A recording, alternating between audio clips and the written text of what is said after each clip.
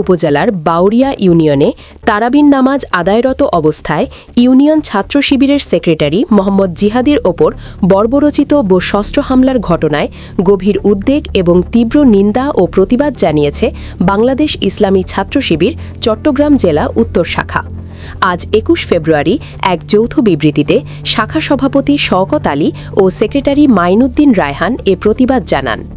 বিবৃতিতে নেতৃবৃন্দ বলেন, পবিত্র রমজান মাসে এবং মসজিদের অভ্যন্তরে ইবাদতরত অবস্থায় একজন ছাত্রনেতার ওপর হামলা চালিয়ে তাকে রক্তাক্ত করা কেবল রাজনৈতিক প্রতিহিংসা নয়, বরং এটি ধর্মীয় পবিত্রতা ও মৌলিক মানবাধিকারের চরম লঙ্ঘন।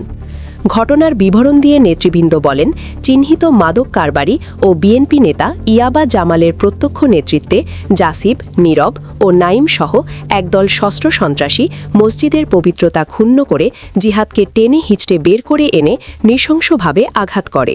রাজনৈতিক মতাদর্শের কারণে কেন ছাত্র শিবির করিস বা কেন দাড়িপাল্লার পক্ষে কাজ করলি এমন ধৃষ্টতাপূর্ণ প্রশ্ন তুলে তারা যে বর্বরতা চালিয়েছে তা কোনো সুস্থ মস্তিষ্কের মানুষের কাজ হতে পারে না।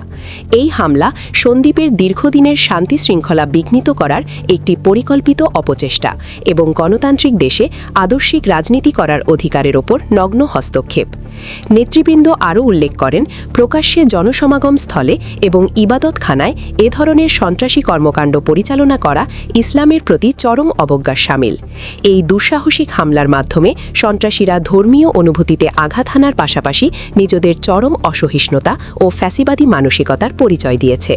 পরিশেষে নেতৃবৃন্দ আহত মোহাম্মদ জিহাদের দ্রুত আরোগ্য কামনা করেন এবং অনতিবিলম্বে নিরপেক্ষ তদন্তের মাধ্যমে দোষীদের চিহ্নিত করে আইনের আওতায় আনার জন্য স্থানীয় প্রশাসনের নিকট জোর দাবি জানান।